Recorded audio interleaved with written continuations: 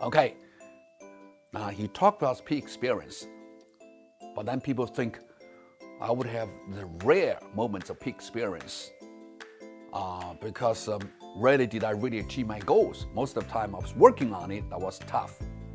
But then later on, another psychologist, his name is Mikhail Csikszentmihalyi, he came out with a more pragmatic, more tangible description of that peak experience.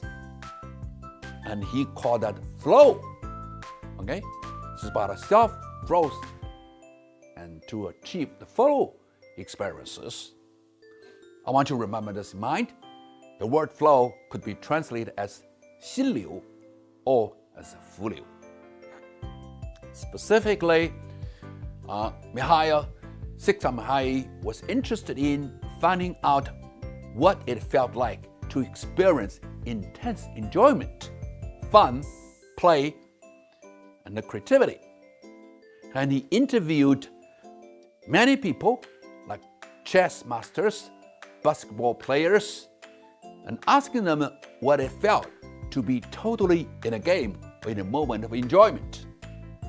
And his phenomenological analysis revealed a fairly recognizable set of consciousness, and he called this athletic experience the flow experience.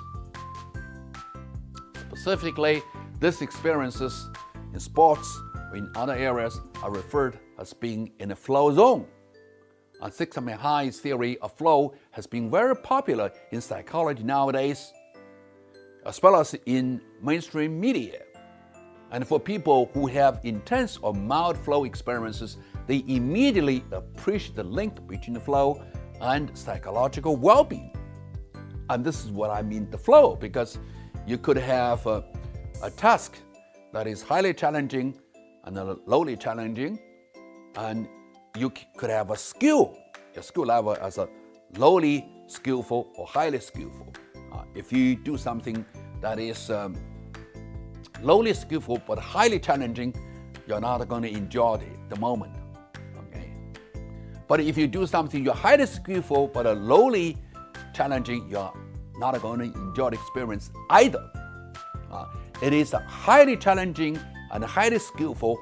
That zone is called the flow zone, and that is the area that you truly enjoy the moment.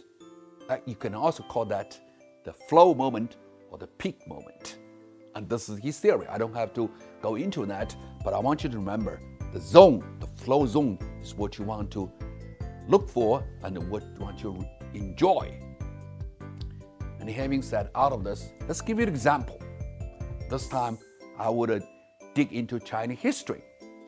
And I want you to nominate who is the best poet in Chinese history for experiencing the flow moment. What is the best poem that describes the flow moment?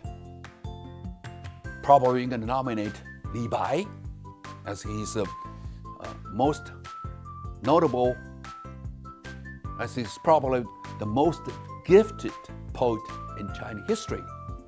And I have this poem for you to illustrate what a flow moment is.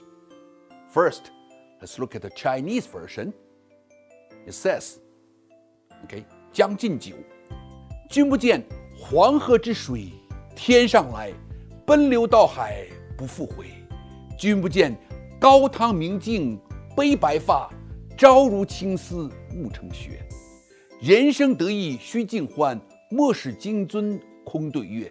天生我材必有用，千金散尽还复来。Of course, you're not going to understand if you don't study Chinese. So here is the English translation. And here is a translation I have for you. It's called Drink Please. And let me recite for you. Don't you see the waters of Yellow River falling down from the sky, rushing to the sea and never going back? Don't you feel sad seeing your gray hair in a mirror, changing from pure black to snow white in a twilight. Don't you leave empty your gold mug of wine to the moon. Enjoy the moment of happiness. Don't you doubt the use of your born talent, ensuring all to be regained after being lost. I don't know how much you feel about the poem, about my translation, but anyway, we can see this moment of flow the poet was demonstrating. And that's really the peak experience for your poem. And this is just part of it. There are other good sentences after this. I'm just only translate a small part of the poem. Of course, this is not a course or lesson about translation. So we come back to the concept flow. And according to Professor Csikszentmihalyi, the state in which people are so intensely involved in an activity that nothing else seems to matter. The experience itself is so enjoyable that the people will do it even at a great cost for the sheer sake of doing it. And that's called the flow experience. And this is exactly what self-actualization means for people who enjoy something, they engage, they do. And specifically, there are 9 elements in a flow experience, which are, there are clear goals for every step of the action, there is immediate feedback to one's action, and there is a balance between the challenges and the skills, and the action and awareness are merged at the moment, and the distractions are excluded from the consciousness, and there is no worry of failure, and the self-consciousness disappears, and the sense of time becomes distorted, and finally, the activity becomes automatic. And this is what you truly enjoy. And we all enjoy the moments of flow and relaxation or engagement or fun, and that really motivates you to become goal-oriented, to achieve for something you really care. So I will give a simpler definition of what flow means. Okay? F stands for focused. L stands for loss of time sense. O stands for omit distractions. And W stands for wonderful. Now you remember better what flow is. But I have to tell you, there are good flow and bad flow. The good flow includes like doing sports, playing intellectual games, having karate, okay, traveling, reading, or whatever that really is productive, is socially appropriate. Whereas a bad flow would include playing too much mahjong, playing too much cell phone games, watching too much TV, shopping too much merchants, and drinking too much wine, alcohol, and gambling. So you have to differentiate between what is good flow and bad flow. Now we'll look at some good flow, like you're climbing a mountain, you're running, jogging, like for instance bungee, you jump from high to low, and that moment is scary, but you enjoy the moment, it's scary. Prove yourself. So that would be the uncontroversial flow activities. And this is the moments of a controversial flow activities could be playing too much mahjong, or playing too much computer or cell phone games, and drinking too much wine. And having said all of this, let's hear what Professor Csikszentmihalyi talked about what the flow experience is. And let's keep these questions in mind while you watch. First, what did Professor Csikszentmihalyi say about the flow experiences? And second, what are the essential features of the flow experience and the flow experience that he cited in his talk? And thirdly, what you learn from watching this videotape? Well, when you are really involved in this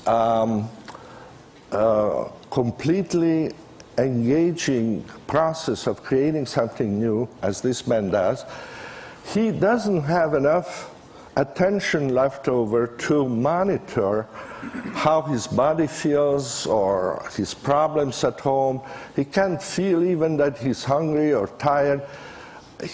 His body disappears, his identity disappears from his consciousness because he doesn't have enough attention, like none of us do, to really do well something that requires a lot of concentration and at the same time to feel that he exists. So existence temporarily suspended.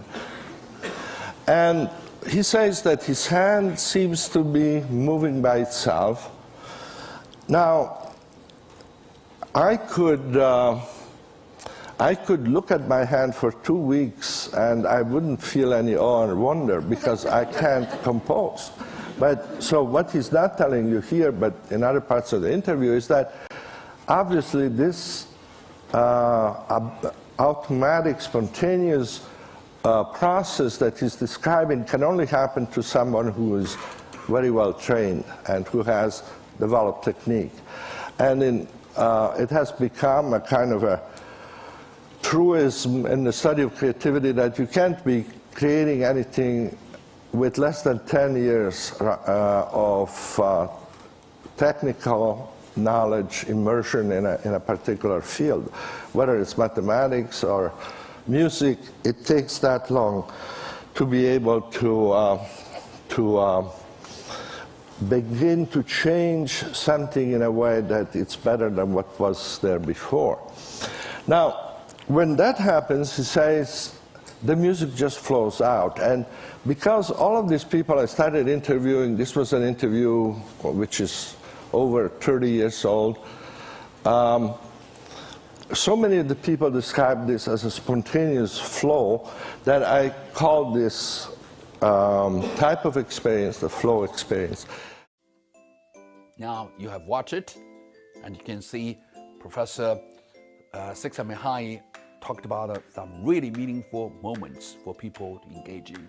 I hope this is not only a moment of peak experience, it's also a moment of self-actualization and a moment of proving yourself for something that deserves your attention. And this is a photo I took with Professor Csikszentmihalyi in 2008, attending a conference, and I feel very much empowered by attending his personal talk and taking the photo with him.